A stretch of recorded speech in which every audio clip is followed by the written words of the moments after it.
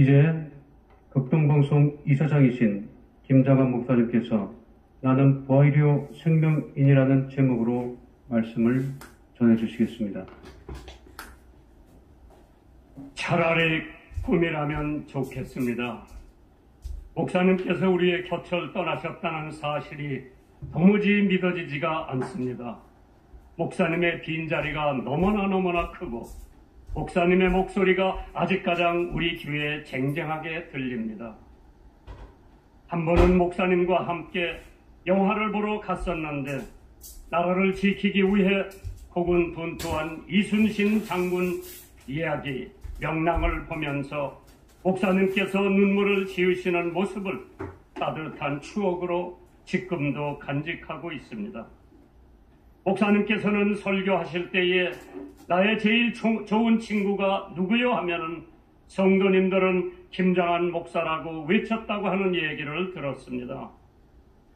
저는 하나님께서 목사님의 회복을 위해 늘 기도해왔고 병상을 훌훌 털고 일어나서 예전처럼 우리들과 같이 집회도 다니고 식사도 하고 운동도 하실 나를 손꼽아 기다려 왔는데 참으로 눈물이 앞을 가립니다. 언젠가 저더러 2살 우이라고 노인 데리고 다닌다고 농담하신 적도 있었죠. 뭐가 급해서 저보다 먼저 하늘나라로 떠나셨습니까?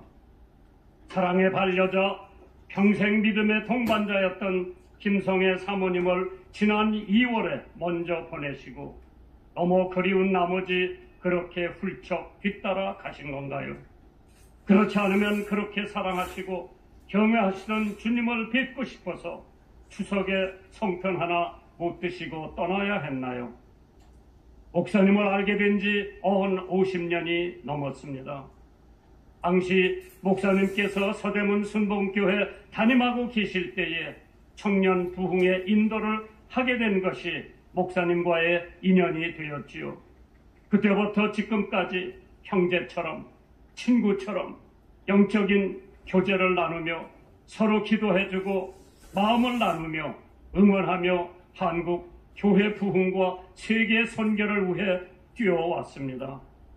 특별히 극동방송과 함께 북방 선교 사역에 앞장서 주셨고 극동방송을 위해 늘 기도해 주시면서 아낌없이 후원과 응원으로 복음의 씨앗을 함께 심어 주셨습니다. 극동방송의 참으로 든든한 동역자였습니다. 제가 동남아나 유럽이나 남미나 특히 미국을 다닐 때에 Do you know 데이빗 조영기란 질문을 많이 받았습니다.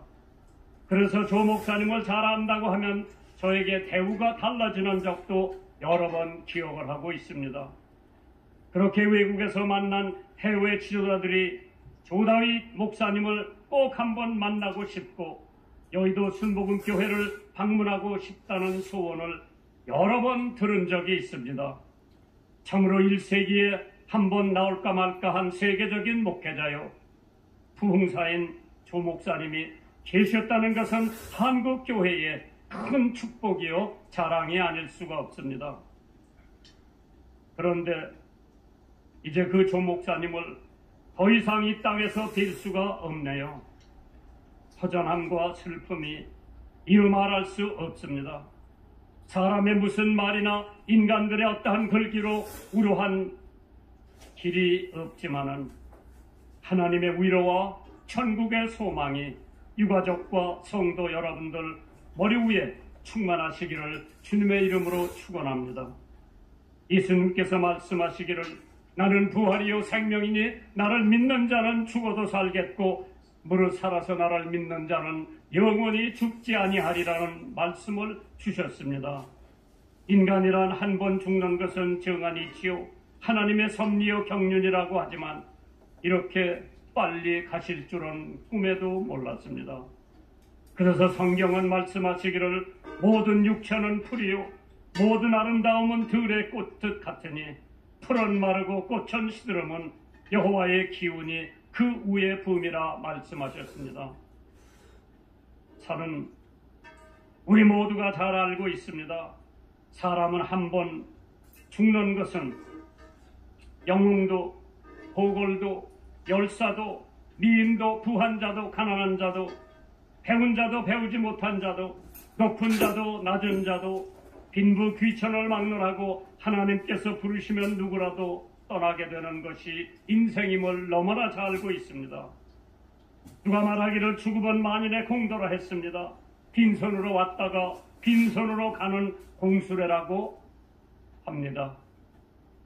그래서 성경은 내일 일을 너희가 알지 못하는도다. 너의 인생이 무엇이뇨? 너의 잠깐 보이다가 없어지는 안개라 했습니다. 3500년 전에 동방 우스 땅에 살았던 욥이라고 하는 사람이 여인에게서 난 자는 사는 날이 적고 고통과 한숨 속에 지나가니 석양의 그림자요 배틀의 북과 같다고 했습니다. 이처럼 짧고 덧없는 것이 인생입니다. 참으로 인생이랑 잠시 있다가 없어지는 풀이요, 잠깐 보이다가 사라지는 안개요, 순식간에 지나가는 나그네요, 해만 뜬먼 흔적 없는 새벽 이슬과 같은 것이고 하룻밤 경점 같은 것이요, 파도에 부서지는 물거품이요 하늘로 사라지는 연기 같은 것이라 했습니다. 그러기에 성경은 우리의 연수가 70이요 강건함은 80이라도 그 연수는 자랑과 수고, 슬픔뿐이요 신속히 간다고 했습니다. 사랑하는 성도 여러분, 한국교회의 큰 별, 세계 선교의 밝은 빛이었던 조영기 목사님께서 우리의 곁을 떠나셨습니다. 우리는 조 목사님을 생각할 때마다 세계의 제일 큰 교회를 세우신 분, 사회 사업의 큰 별, 설교의 대가. 그러나 저는 조 목사님을 생각할 때마다 조 목사님은 기도의 대장이었습니다. 오키나와에서 집회를 같이 하다가 제가 목사님한테 여쭤봤습니다. 어째 목사님네 교회는 수십만 명이 주일만 되면은 앞자리를 다투어 뛰어가는데 저는 제적이면 2만 명도 안 되는 교회 뒷자리부터 앉는데 목사님 비결이 뭐냐고 여쭤보니까 김 목사 하루에 기도 몇 시간씩 하느냐고 물어보시더라고요. 저는 새벽 기도하고 설교 준비할 때 기도 좀 하고 아침, 점심, 저녁 먹을 때 기도하고 다 합쳐봐야 1시간이 될까 말까라고 하니까 조 목사님께서 나는 매일 5시간 기도하신다고 말씀을 하셨을 때 얼마나 바쁘신 분이 하루에 5시간씩 하나님 앞에 무릎을 꿇고 기도하니 하나님께서 쓰시는 사람은 과연 다르구나 절실히 느꼈습니다. 참으로 조 목사님은 기도를 통해 기적을 맛보셨고 하나님을 경험하셨고 과거에는 간절한 마음으로 금식 기도하시던 어느 날 밤 찬란한 광채 속에 예수님을 만나는 성령 충만의 체험을 하셨답니다. 목사님 스스로 죽을 병에서 고침을 받으셨고 목사님의 기도를 통해 수많은 병자들이 치유함을 받았습니다.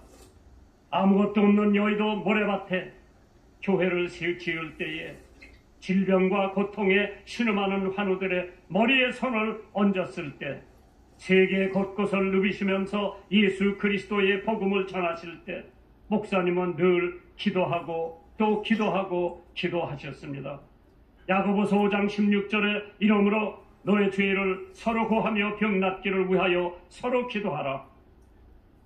의인의 간구하는 역사하는 힘이 많다고 했습니다. 예수님의 생애 우선순위가 기도였습니다.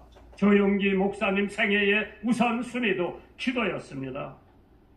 중요한 일을 앞에 두시고 더욱더 간절히 기도하시는 모습. 이제 모세 조영기 목사님은 우리의 곁을 떠나셨습니다.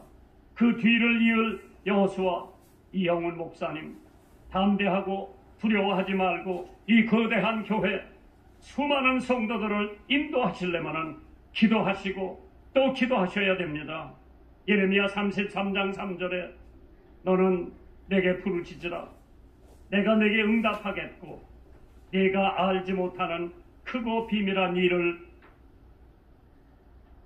알리리라고 했습니다.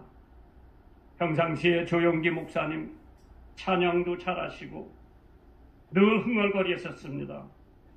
조 목사님께서 평소에 즐기던 찬송을 마음속에 깊이 불러봅니다. 얼마나 아프셨나 못 박힌 그 손과 발, 죄 없이 십자가에 달리신 주 예수님, 하늘도 산들도 초목들도 다 울고 해조차 빛을 잃고 캄캄하게 되었네. 오 놀라운 사랑 크시고 끝없도다. 오 주님 사랑의 구원의 강물 넘치네. 바울 사도처럼 나의 떠날 기약이 가까웠도다.